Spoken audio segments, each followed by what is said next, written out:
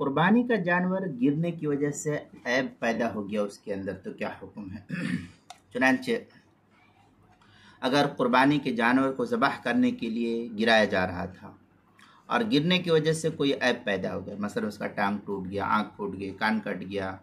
یا اور بھی کوئی صورتحال پیدا ہوگی، تو اس عیب کا کچھ اعتبار نہیں ہوگا، وہ عیب ہونے کے باوجود بھی قربانی اس کی درست ہے۔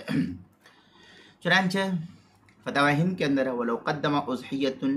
لِيَذْبَحُهَا فَاضْطَرَبَتْ فِي الْمَكَانِ الَّذِي يَذْبَحُهَا فِيهِ فَانْكَسَرَتْ رِجْلُهَا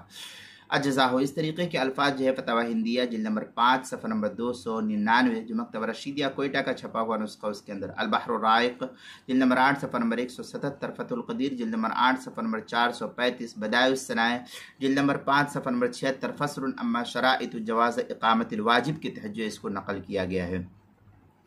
قربانی کے مسائل کا انسائکلوپیڈیا اس کے حروف تہجی گاف عنوان ہے، گرنے کی وجہ سے عیب پیدا ہوا، صفحہ نمبر 146 پر اس کو نقل کیا گیا ہے۔